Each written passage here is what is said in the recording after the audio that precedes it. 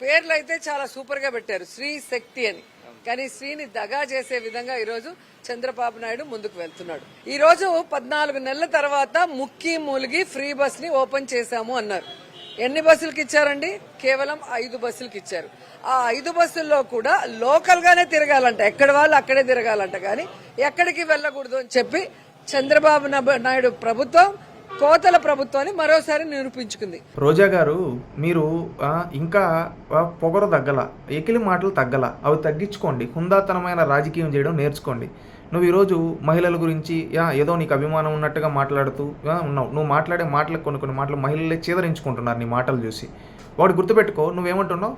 Free bus గురించి స్త్రీ శక్తి మంచి పేరు పెట్టు. ఎస్, మంచి పేరు పెట్టాం. ప్రతి ఒక్క స్త్రీని ఒక శక్తిగా తయారు చేయాలి, ఒక మహాశక్తిగా తయారు చేయాలని ఈరోజు కార్యక్రమాలు పెట్టాం. అదేవిధంగా చేస్తున్నాం.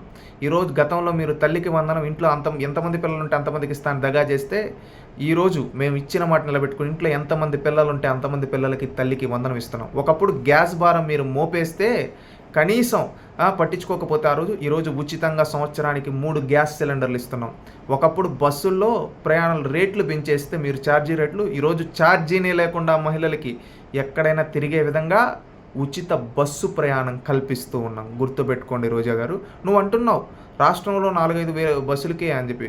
4-5 బస్సులకు కాదమ్మా, 8,458 బస్సులకి ఈరోజు ఉచిత బస్సు ప్రయాణం కల్పిస్తున్నారు.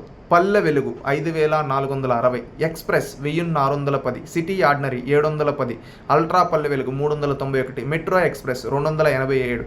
ఈ విధంగా మొత్తం 8,458 బస్సులకి రాష్ట్రంలో మహిళలు ఎక్కడైనా తిరగచ్చు. ఉచిత బస్సు ప్రయాణం కల్పిస్తున్నారు. అదేవిధంగా ఘాట్ రోడ్డుల్లో కూడా ఉండే బస్సుల్లో కూడా ఉచిత బస్సు ప్రయాణం కల్పిస్తున్నారమ్మా. రోజమ్మ, నువ్వెక్కడో ఊహల్లో ఉండి 5 బస్సులు అంటున్నావు. 5 బస్సులు కాదు, 8,458 బస్సులకి ఉచిత బస్సు ప్రయాణం కల్పిస్తున్నారు. తెలుసుకో. ఒకప్పుడు జగన్మోహన్ రెడ్డి ఉండేప్పుడు మహిళల్ని దగా చేస్తే, ఈరోజు మహిళలకు అండగా ఉంటూ ఈరోజు వాళ్ళ సంక్షేమం కోసం ఈరోజు కూటమి ప్రభుత్వం పనిచేస్తుంది. నువ్వు ఒకప్పుడు అధికారంలో ఉండేప్పుడు ఎంత బాధ్యతారహితంగా మాట్లాడావో, నన్ను ఎవరైనా రేప్ చేస్తారా ఈ విధంగా మాట్లాడు. అదేవిధంగా మహిళలను దిగజార్చుడు మాటలు మాట్లాడు. ఈరోజు మహిళలకి న్యాయం జరుగుతుంటే నువ్వు విషం జిమ్ముతుంటే మహిళలు ఏమంటూ ఉన్నారు తెలుసా? ఈ రోజా అప్పుడు అధికారంలో ఉండేటప్పుడేమో ఈ స్కీములు ఎందుకు పెట్టలేదని జగన్మోహన్ రెడ్డిని అడగలేదు. ఇప్పుడు చంద్రబాబు నాయుడు గారు ఇస్తుంటే చంద్రబాబు నాయుడు గారు విషయం పైన జిమ్ముతూ ఉంది.